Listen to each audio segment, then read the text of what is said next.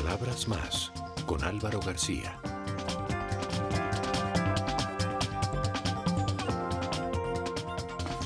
Walter Rizzo, bienvenido a Palabras Más. Muchas gracias. Es un placer tenerte acá, Walter, para hablar de este último libro que estás publicando y presentando aquí en Colombia. Pero antes de eso, quería empezar por preguntarte algo sobre lo cual estábamos hablando hace unos minutos antes de empezar esta entrevista, y es, tú naciste en Italia. Sí. Te fuiste pequeñito para Argentina, luego viviste en Colombia. Sí. Y ahora vives en España. Estoy 70%, 60% del tiempo en Barcelona y lo otro aquí. Bueno, ¿cómo ha sido esa vida y ese trasegar de país en país desde tu niñez? No sé, mira, yo vengo de una familia de inmigrantes, ¿no? Mis padres emigraron después de la Segunda Guerra Mundial. Y mi bisabuelo, todo, no sé si es como que uno lo lleva en los genes, por decirlo de alguna manera, pero es buscando algo quizás, ¿no? No sé. Pero cuando voy a algún lugar y encuentro algo cálido, algo que me guste, algo que me parezca, pues me quedo. Yo soy muy de la idea de que tenía Diógenes el griego de ser ciudadano del mundo, ¿no? Es decir, entonces yo soy colombo, argentino, italiano, barcelonés, no sé. Es de todo un poco. Pero ciudadanía efectiva, ¿de qué países tienes? Pues tengo ciudadanía colombiana, o sea, somos compatriotas, y italiana, no tengo más. Tengo esas dos. Y me siento orgulloso de tener esas dos. Ahora que hablas de que tu familia llegó a Argentina después de la guerra y con todo lo que está pasando hoy en el mundo con el tema de migración, ¿qué has pensado? ¿Qué reflexiones te has hecho estando en Europa, viendo lo que está pasando? Sí. A mí me parece, mira, cuando se habla de la multiculturalidad, ¿no es cierto? Y en la Argentina de los años 50, 60 era multicultural ya.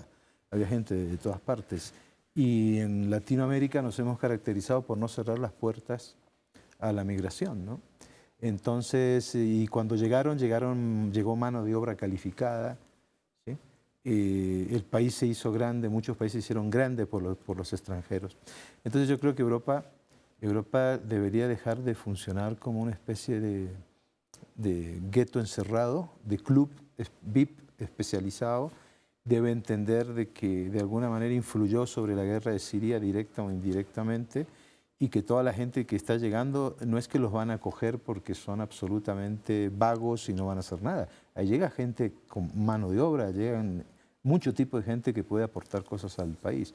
Entonces yo veo que yo no puedo aceptar que la gente se muera en Melilla ahogada.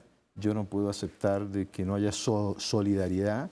Fíjate que en Austria la gente lo que está haciendo es en el automóvil, la gente del común se monta en el automóvil y los va a buscar en la frontera, en el pueblo que está cerca, y se los trae en el auto. La gente está recibiendo. Hay un movimiento de solidaridad en España impresionante. La gente quiere recibirlos, pero están haciendo la diferencia entre refugiados y emigrantes, ¿no? Entonces los refugiados dicen que sí, los emigrantes dicen que no, y que cómo los vamos a recibir si estamos en crisis.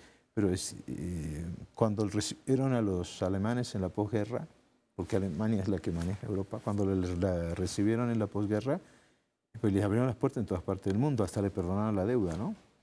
Y de lo que está pasando en América Latina, particularmente entre Colombia y Venezuela, ¿alcanzas a reconocer algunos rasgos de eso mismo o se tratará de un fenómeno diferente?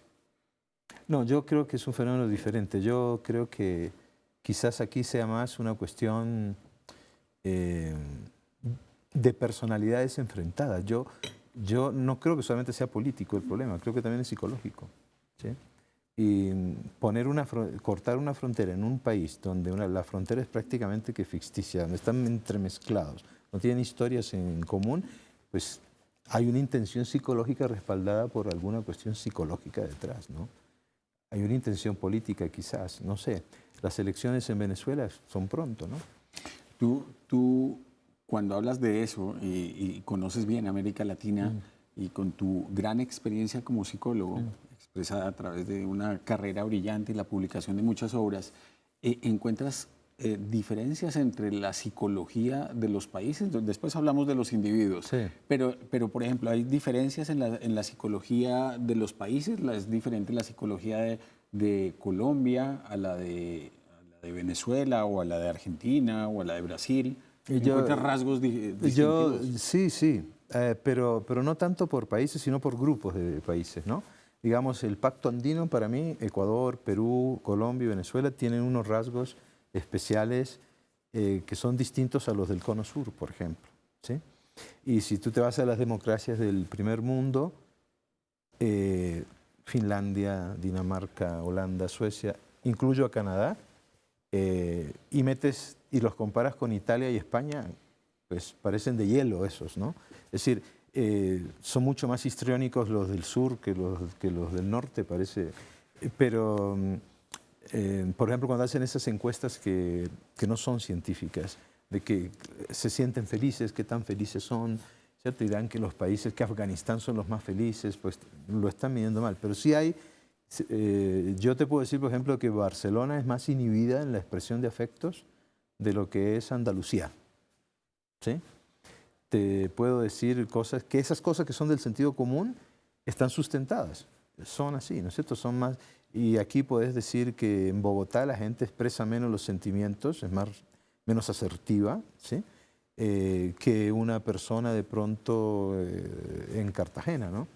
Entonces yo cuando iba a Cartagena, cuando llegué aquí, yo me sentía como, mi espíritu es italiano, tano decimos allá.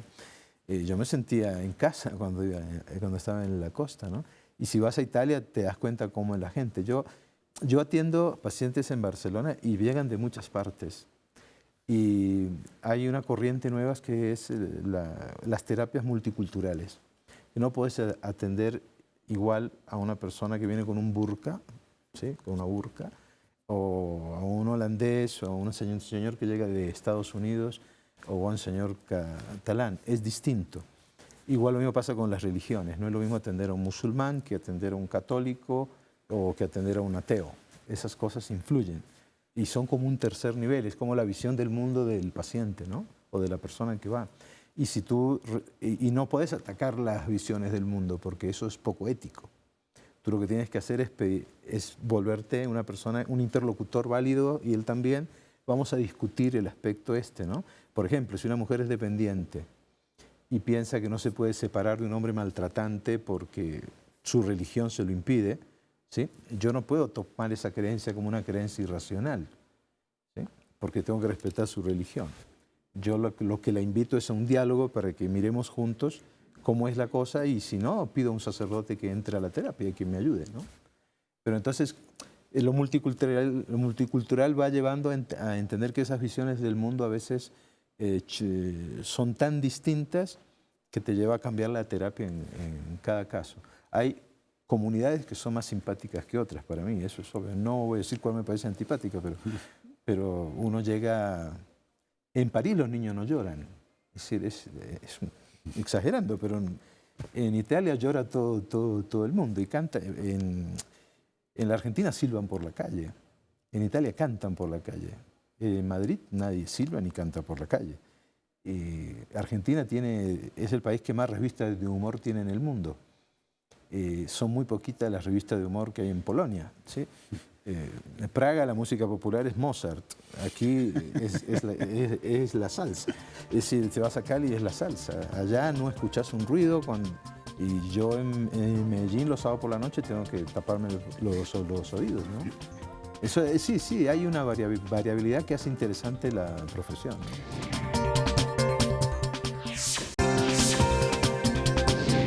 Walter, ¿cuándo descubriste y cómo descubriste tu interés por la psicología?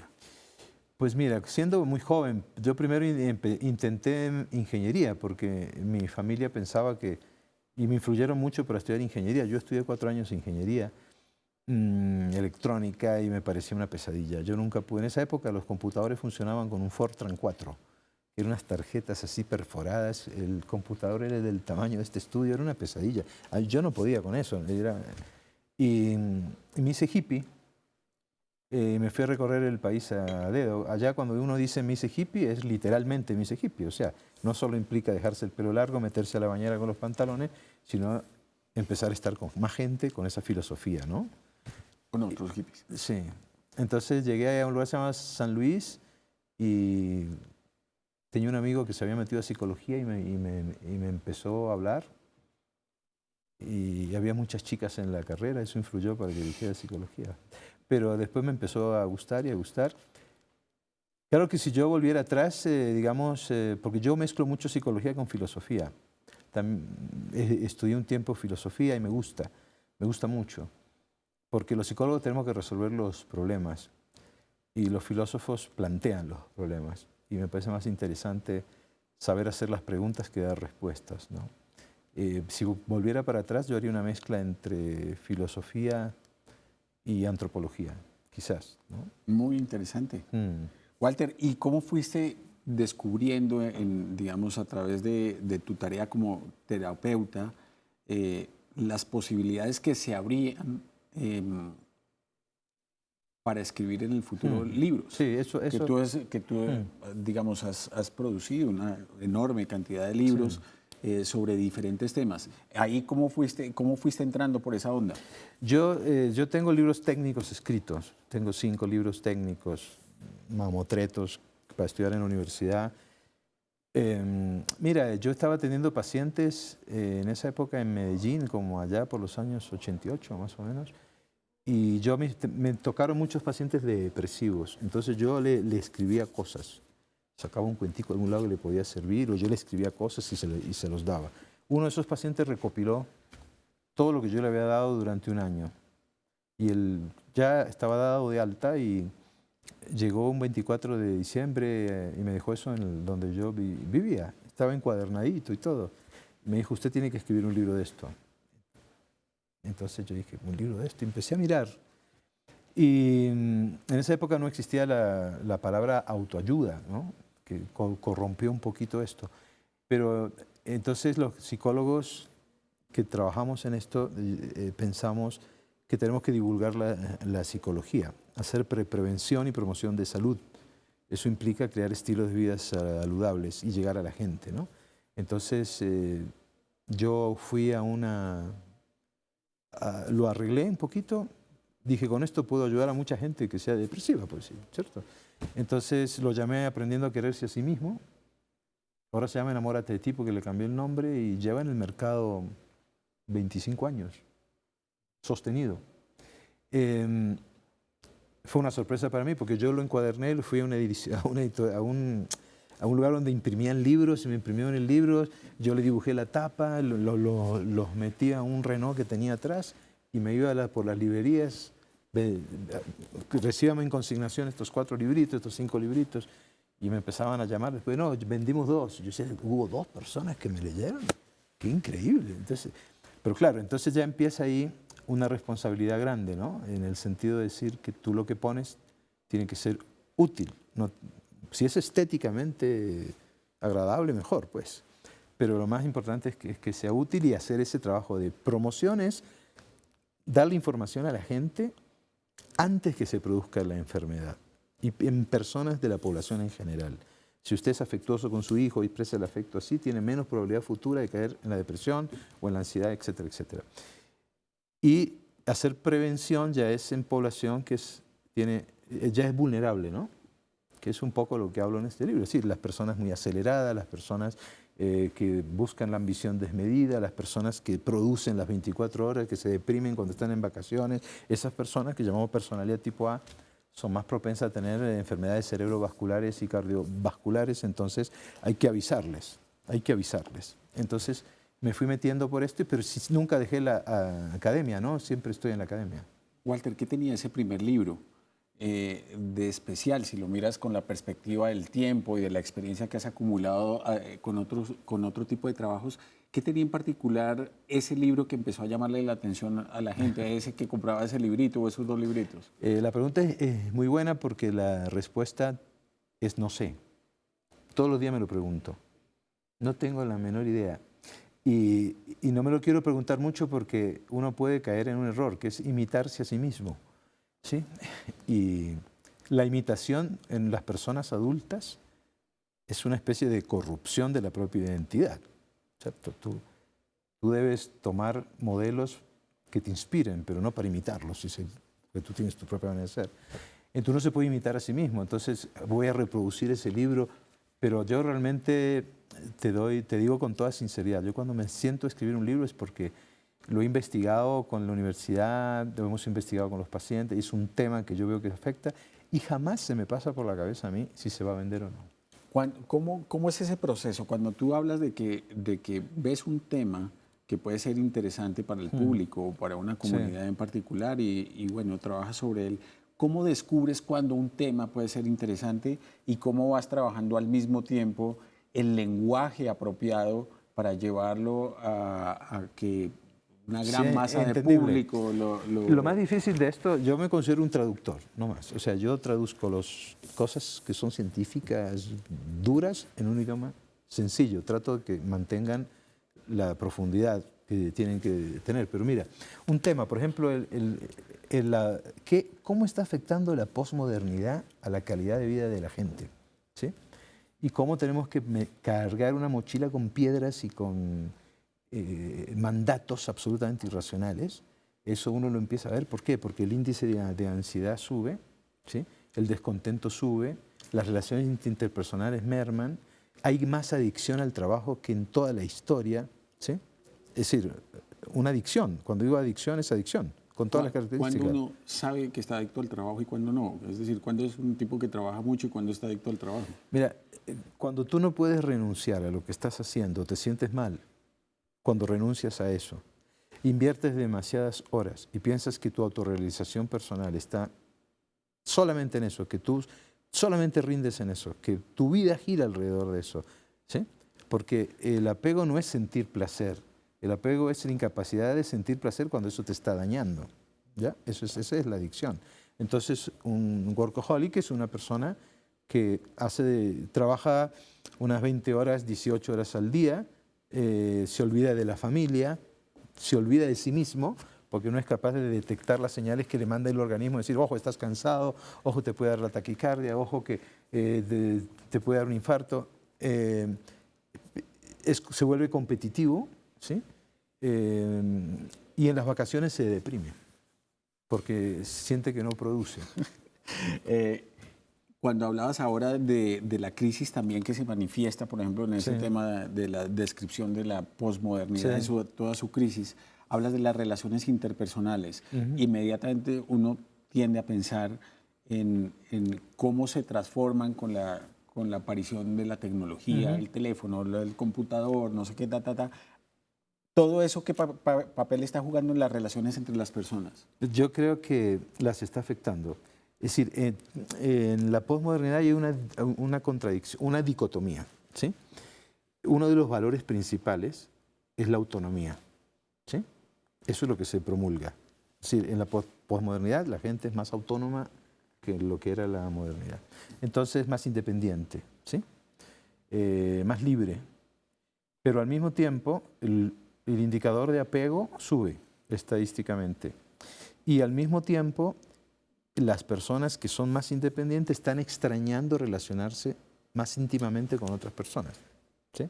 Entonces la contradicción es, sea independiente, pero al mismo tiempo no sea tan independiente. ¿Por qué? Porque yo necesito a la gente. Entonces el computador está cumpliendo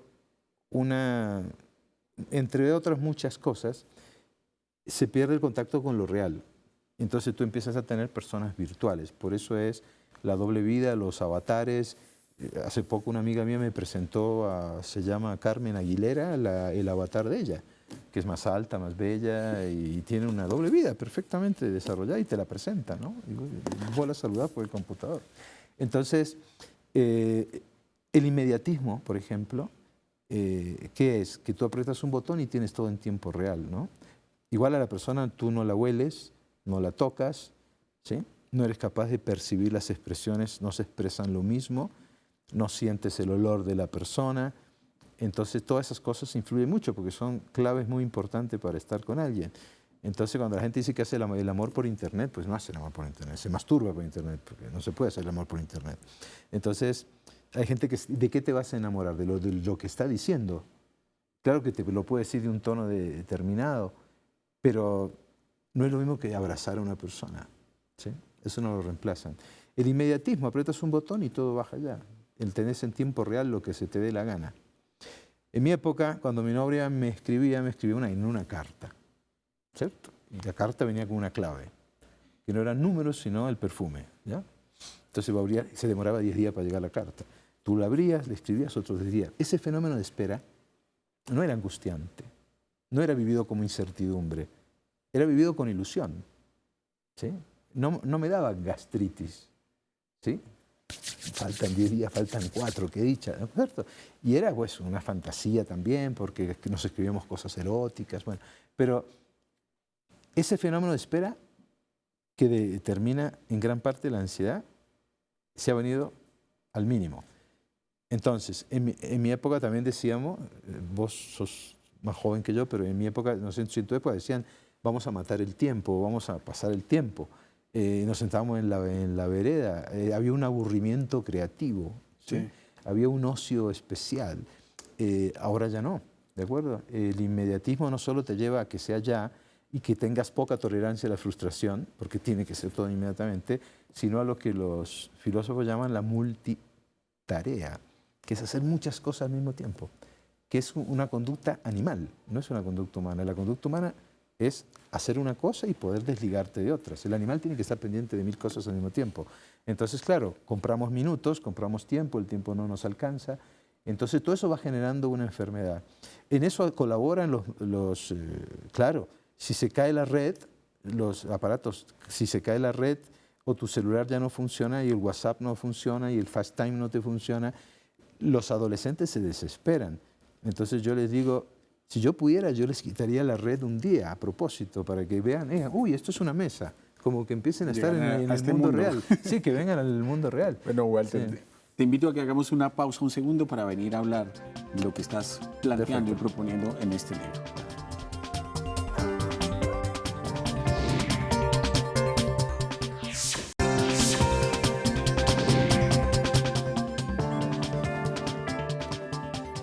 Walter, maravillosamente imperfecto, escandalosamente feliz, se llama este libro, Sí. que es el que estás presentando ahora. ¿Cuál es la idea de este libro? ¿De dónde surgió la idea de plantear este enfoque? Pues nosotros empezamos a ver de que la gente, ¿sí?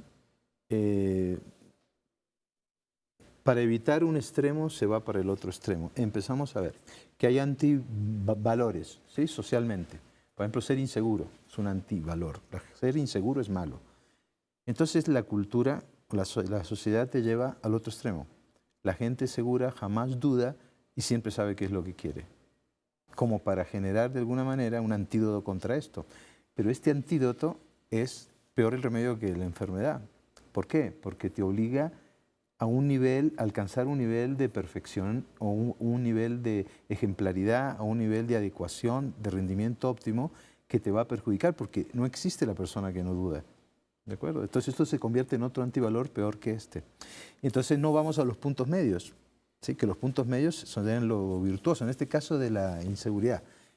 No puedes ser inseguro, está muy mal que seas inseguro. Entonces, ¿por qué? Porque la gente segura es totalmente segura, nunca duda, a la duda la siembra el diablo. Entonces, pero no nos dicen, hay una duda saludable y una duda mala, hay una duda retardataria y hay otra que va hacia adelante, que te empuja a explorar, ¿de acuerdo? Entonces se estigmatiza el error. Entonces cuando tú tomas este principio, lo metes a tu cabeza, ya lo entras, entonces empiezas a funcionar con la idea ideal, ¿sí? No alcanzable, de que tú no puedes dudar, que no te puedes contradecir. Claro, entonces uno me va a decir, pero uno no debe ser coherente. Sí, uno debe ser coherente, pero uno debe ser coherente y también debe tener la capacidad de revisar esa coherencia, ver hasta qué punto, porque no toda coherencia es buena. Y que siempre pensamos que la coherencia es buena, pero depende. Un genocida es coherente, los nazis eran coherentes, ¿cierto? Es decir, un psicópata puede ser muy coherente, como Dexter, ¿cierto? Pero la coherencia depende del fin que apunta, ¿no? Hacia dónde apunta, ¿no? Entonces, yo tengo el derecho a cambiar de opinión. Si tú cambias de opinión, tus amigos y la gente que te rodea te va a decir, pero tú no pensabas lo mismo hace 2 meses, 7 horas y 15 minutos, ¿de acuerdo? Pero cambié de Eso es malo. opinión. Sí, cambiar de opinión, se confunde cambiar de opinión como si uno fuera un tránsfuga, ¿sí? Entonces yo tengo el derecho a cambiar de opinión. Yo tengo el derecho a no tomar partido, ¿de acuerdo? Es decir, ¿por qué? No es lavarme las manos, es simplemente porque lo que se me está ofreciendo no me sirve o no me satisface, los referentes esos no me sirven. Y tengo el derecho a decir, no sé, todo eso está prohibido. Está prohibido socialmente, es sancionable, ¿sí? ¿De acuerdo? Y entonces cuando yo tengo que cargar en la mochila con todo esto que estoy diciendo, y entonces no me puedo contradecir, tengo que ser coherente, y entonces empiezo a alimentar la mente rígida, ¿qué ocurre? Las personas empiezan a desarrollar las 3 patas más peligrosas que hay. El fundamentalismo, el dogmatismo y el oscurantismo. ¿Por qué? Porque mis ideas tienen que ser absolutamente únicas, mis fundamentos no se pueden discutir, soy el dueño de la verdad, cualquier información nueva me puede transformar negativamente y se va armando una especie de collage negativo en la mente y lo vamos internalizando. Entonces, ¿cómo puede haber esa autoaceptación positiva y, como yo digo, incondicional frente a uno mismo, el cuidarse uno mismo, si yo estoy haciendo un culto al castigo, al autocastigo? Ese es un ejemplo que puse. Hay muchos más, ¿no es cierto? Si querés vemos otros. En la comparación, por ejemplo, hay muchos. Pero entonces, si yo hago un culto al sufrimiento y digo, usted no puede ser mediocre. Para no ser mediocre, usted tiene que ser una persona que desarrolle la ambición desmedida. Ser obsesivo por el trabajo. Hay un punto medio. Hay una pasión armoniosa y una pasión obsesiva. Yo la veo en la maratón de Barcelona. Me siento en la ventana y cuando los veo correr, veo los tipos que van adelante, veo que se les hincha las venas, cuando los están pasando, que sufren en la maratón, ¿sí? Pero entonces es una pasión obsesiva. Hay otro que corre y no dice quiero ser el mejor, dice quiero ser mejor. Ese artículo es terrible, quiero ser el mejor. Habría que sacarlo, ¿no? Una paciente le decía al niño, es que tú lo puedes todo, mi amor, tú eres un Superman, todos tus deseos se van a hacer realidad. Yo le dije, señora, está en un mundo lleno de kriptonita. Es decir, ¿cómo que todo tu deseo, todo se puede? No, hay metas que son irrealizables. ¿Eso te lleva a la mediocridad? No, te lleva a un punto medio. Es que hay luchas que hay que llevar a cabo. Eso ya lo decía Epicteto. Cuando se escapa de tu control hay que aprender a perder. No nos enseñan a aprender a perder. Entonces el libro va mostrando todos esos mandatos irracionales perfeccionistas, cómo se van metiendo y cómo tú te puedes abrir a otras cosas, porque no hay nada más peligroso que una idea cuando es la única que se tiene, ¿no? Esos mandatos están relacionados de alguna forma con el concepto de éxito que hay en nuestra sociedad. Sí, claro. Y de esos mandatos, ¿cuáles ubicas tú como los más visibles, que son como los que tiene que seguir uno para ser exitoso en esta sociedad y si no ser un fracasado? Por ejemplo, tener el futuro bajo control. Es decir, si tú tienes, el futuro es peligroso. El futuro se escapa de tu control, hay que tenerlo bajo control. Y entonces se crea la necesidad de control, la ilusión de control y aparece la ansiedad. ¿Sí? Porque si tú no puedes tener todo bajo control, no puedes prever los resultados. ¿Sí? Por ejemplo, si quieres ser una persona que se destaca, tienes que ser una persona que se dé duro y saque callos. Es decir, una autocrítica implacable. ¿Sí? Pero la autocrítica implacable lo que muestra es que la persona no avanza, retrocede. Porque tú puedes hacerte una crítica con compasión, tú puedes tener un cuidado de ti mismo, pero si te das duro y te criticas, la gente se insulta mentalmente. Los depresivos mucho más que la gente normal. Pero si tú te insultaras sin darte cuenta 20 veces por día, que es más o menos lo que puede pasar, soy estúpido, lo podría haber hecho mejor, aquí me equivoqué. Si le dijeras eso a tu pareja no dura un segundo, ¿no? La cuestión del éxito también está en que tú debes aparentar o no debes sentirte muy orgulloso de quién eres, porque eso te asocian a la vanidad, a la presunción y entonces es falta de modestia. Es que el éxito va también, lo cual no es cierto, es decir, hay un orgullo positivo, ¿cierto? Toda la corriente judeocristiana nos ha hecho ver que el orgullo es un pecado capital, pero no, hoy en día las investigaciones muestran que hay un orgullo positivo. Disfrutar de vos mismo, ¿por qué va a ser malo? Pero fíjate que cuando hablamos de éxito, hablamos de dos cosas. Hablamos de realización personal, que tú te sientas muy realizado en lo que haces, y de que seas un ciudadano ejemplar, es decir, que seas adecuado socialmente. Otra variable del éxito que se nos predica es compárate con los fuera de serie. Ellos marcarán tu camino, ellos saben qué es lo bueno para ti, porque la sociedad no quiere gente independiente y diferente. ¿De acuerdo? Entonces te dicen tienes que copiar a estos. ¿Sí? Bueno, y lo que te decía, no sé si era fuera de cámara o en cámara, pero hay una comparación que es inspiradora y hay otra que no, ¿cierto? Que es imitadora y plagia, y plagia. Cuando estamos hablando de ese tipo de comparaciones y las referencias externas de personalidades y modelos que encuentra uno todo el tiempo en los medios de comunicación o en la vida o en la sociedad, ¿qué es una persona realmente auténtica, digamos, sanamente auténtica? Es una persona que primero se conoce a sí misma, ¿no? Y piensa, actúa y siente por el mismo lado. ¿Sí? Ese es que es íntegra, ¿de acuerdo? Que integra esas tres cosas. No es una escopeta de perdigones, que vos vas por ese lado, tenés un buen autoconocimiento y sos honesto. Es decir, ser honesto con vos mismo y con los otros. Tiene que haber espontaneidad. Una persona auténtica es espontánea. Pero es como es, ¿de acuerdo? Es decir, no se disfraza, no usa máscaras. Tiene un concepto claro de su propia identidad y la saca. No está peleando entre lo que es y lo que debería ser. Que el éxito es eso. Tú deberías hacer esto, pero yo estoy aquí, pero es que tú deberías estar aquí. Y esa discrepancia que genera sentimientos de inseguridad y todas las cosas que quieras. Si tú te sacas todos estos mandatos de encima, ¿qué es lo que te va a pasar? Pues vas a ser maravillosamente imperfecto, o sea, vas a ser naturalmente imperfecto. Pero la gente lo que te va a decir es, ¿y cómo está? Y vas a estar más contento, vas a estar más alegre, porque va a haber menos autocrítica, te vas a querer más, te vas a contemplar más. Y la gente, ¿qué va a decir? Va a decir, ¿pero cómo se atreve? ¿Cómo se atreve este personaje siendo imperfecto a estar tan contento? No le va a gustar, se van a escandalizar, por eso es escandalosamente feliz, ¿no? Hablas de que un camino importante y poderoso para poderse sentir uno a gusto con uno mismo y en referencia específicamente al trabajo o a las labores que uno emprende en la vida es disfrutar lo que se hace sin necesidad de ser el mejor del mundo. Exacto. Ahí cómo puede uno llegar a encontrar una... Esto es políticamente incorrecto, eso. Sí. Ahí cómo hace uno para llegar a ese punto y sentir que está haciendo lo correcto y que no está, digamos, cayendo en la mediocridad. Sí. Mira, lo primero que hay que hacer es separar proceso de resultado. El proceso es los mecanismos por los cuales tú llegas a determinado resultado, pero el fin no justifica los medios. Entonces, cuando tú disfrutas el resultado, cuando Messi juega al fútbol, ¿a quién se le ocurre que Messi va a salir y va a decir voy a salir a ser el mejor y a mantenerme en el...? No, porque si hace eso no juega bien, está estresado, él sale a divertirse, ¿de acuerdo? Cuando tú disfrutas de lo que haces, estás en tu vocación. ¿Y cómo sabe una persona que es su vocación? Cuando pagarías por hacerlo. Entonces, esa es una pregunta muy difícil, ¿eh? ¿Yo pagaría por escribir?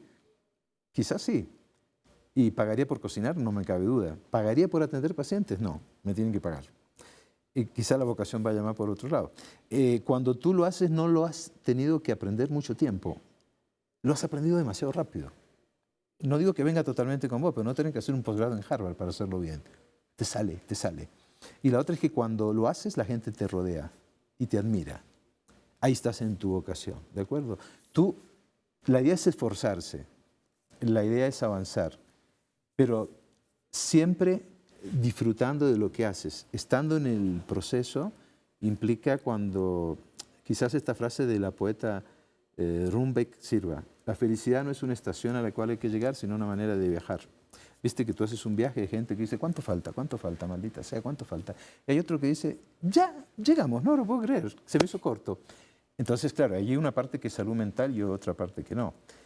Cuando tú estás consciente de lo que estás haciendo, estás seguro de lo que estás haciendo porque confías en ti mismo, no te puedes sentir mediocre. Mediocre es que tú pudiendo dar 10, das 9.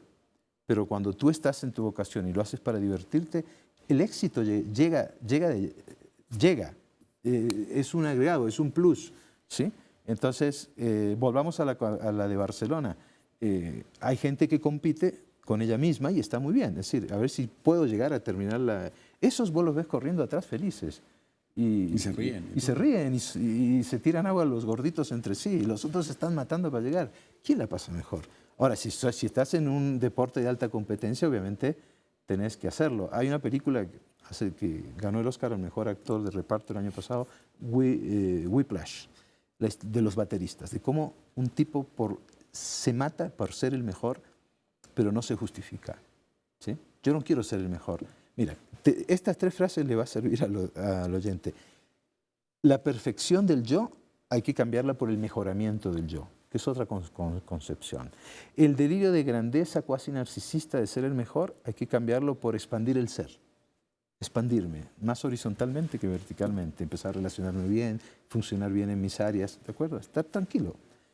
Y el tercero es, cuando le preguntaron a Jung, un psicólogo muy famoso, si quería ser el mejor, dijo, no, yo quiero ser más completo, no quiero ser el mejor. Entonces, cuando la gente está tranquila y disfruta de lo que hace en el proceso, rinde exactamente lo mismo que la persona que se está matando como tipo A, que es adicta al trabajo y todo. A las empresas no le gusta que uno le diga eso, ¿sí? Pero la gente está sufriendo por ese extremo. Hay mucha presión en nosotros.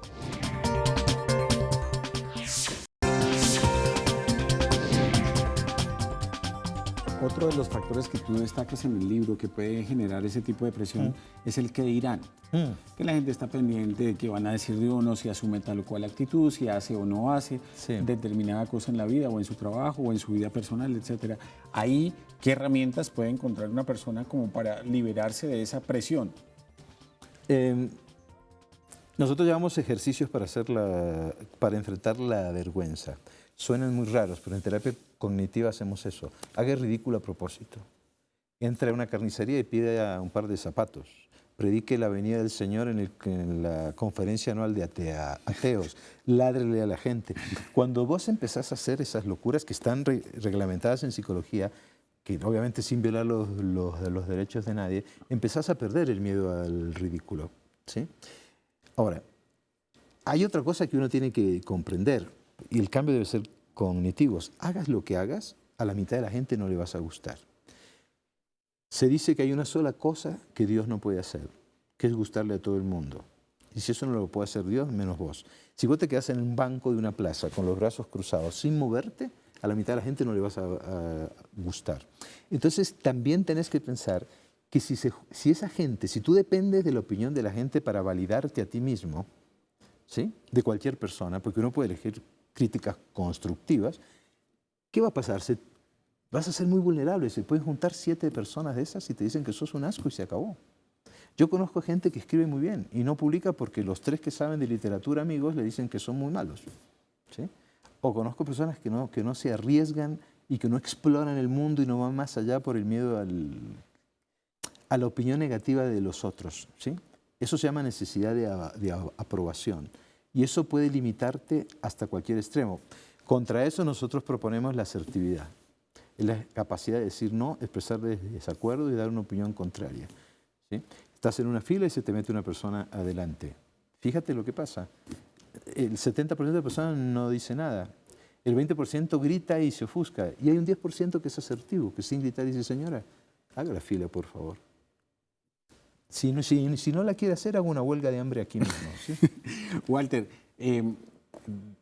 todo esto genera, y se menciona a lo largo del libro, como posibles sentimientos de frustración o de tristeza cuando uno cae, digamos, en la maraña de este tipo de sentimientos. Atontamiento también.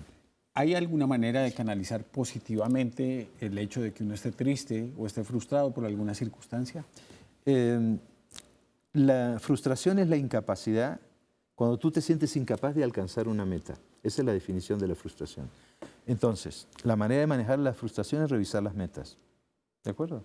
Yo puedo tener la meta de vender 7 millones de zapatos al mes. Entonces, tú puedes, tú todo lo puedes, hazlo. Pero cuando el mercado da que el que vende 1 millón ya es exageración, yo tengo una meta de 7. Vivo frustrado. Pero entonces, ¿qué hago? ¿Sigo matándome en esa? ¿Sigo flagelándome? O cambio la meta. Hay que cambiar las metas, hay que revisarla. No digo que uno se ponga metas corticas, que se ponga metas racionales, que te exijas. Tiene que haber esfuerzo, pero no tiene que haber laceración. ¿Sí? Y frente a lo otro, la tristeza. Hay que separar tristeza de depresión. Cuando uno hace eso, ya se queda tranquilo. La tristeza está programada biológicamente. La tristeza no viene eso, no es un invento de la mente, es biología pura. Tú naces con la capacidad de estar triste. Cuando se dispara la tristeza, según los expertos en psicología evolucionista, dicen, la tristeza te sirve primero para lentificar, quiere decir que vas muy rápido. Y la naturaleza te enchufa tristeza, que es bajar todo y todo se lentifica. ¿De acuerdo? Es como un sistema, un reóstato que está ahí, que te frena un poco. Segundo, cuando estás triste, te sirve para autoobservarte mejor. Como los procesos y el software va más lento, te puede observar mejor. Y tercero, encuentras soluciones de problemas mejor. La depresión no hace ninguna de estas cosas. La depresión dura de 6 meses mínimo, la de tristeza dura 15 días. La tristeza te repara todas esas cosas, la depresión no te repara nada. La depresión no sirve para eso. La depresión, siempre hay autodestrucción del yo, en la tristeza no. Y en la depresión no puedes funcionar en ninguna área. Es un trastorno que te afecta en todas las áreas. En la tristeza puedes seguir funcionando igual. Entonces, si yo me siento triste, lo voy a detectar. ¿Ve? Me vino la tristeza. ¿Qué mensaje me está dando la naturaleza, el jalón que me está dando? O que voy demasiado rápido, que tengo un problema que no puedo resolver o tal cosa, ¿sí? Entonces uno aprende a conocer y a hablar con las emociones. Y la tristeza, entonces te repara. Cuando tristeza, bienvenida, vas a estar conmigo 15 días, me la meto al bolsillo y ando con ella. La depresión no, la depresión hay que pararla. La depresión no, porque la depresión te puede llevar a eliminarte como ser humano, tanto psicológica como físicamente, ¿no? Walter, a mí me parece percibir como un concepto que está como debajo de todo esto que hemos venido hablando y que está aquí, que es el concepto de libertad.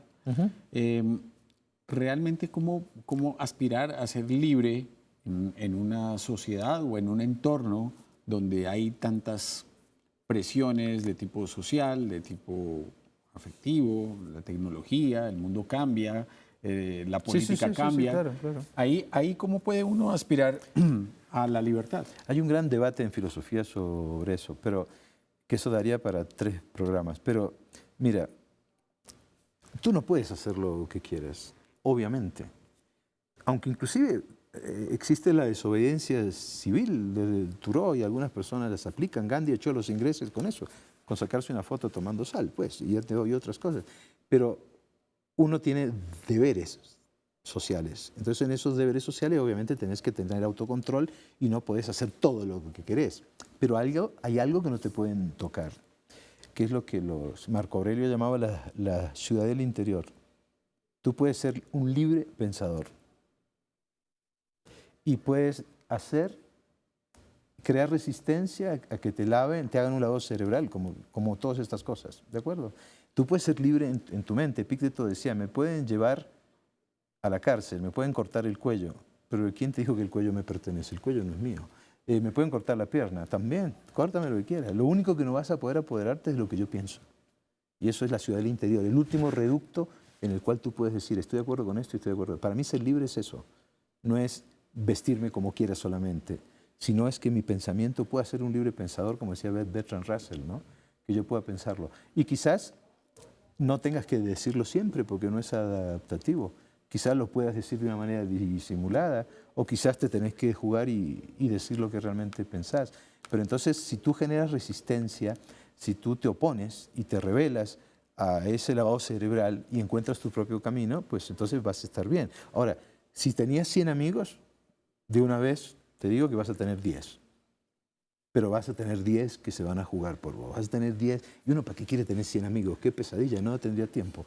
Son sospechosas, ¿no? Esas personas que todo el mundo quiere y todo el mundo adora, para mí son estadísticamente sospechosas, ¿sí? Es que no les pisado los callos a nadie. Si tú hablas de lo que piensas realmente, vas a pisarle los callos a alguien. Hay que ver si se justifica o no. Y ahí está la libertad, de yo poder elegir cuándo se justifica y cuándo no. Eso es sabiduría básica.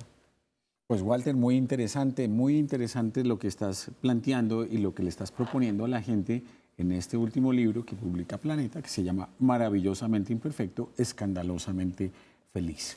Muchas gracias por haber aceptado esta invitación. Esta es tu casa y nos vemos aquí cuando vuelvas a publicar otro libro o antes. Muchas gracias, me gustó mucho hablar con vos y tomarnos un café juntos, aunque la próxima vez podría haber vino, ¿no?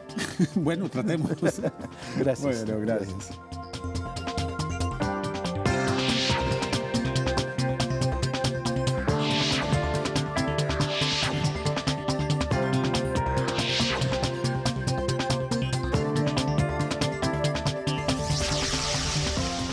Palabras más con Álvaro García.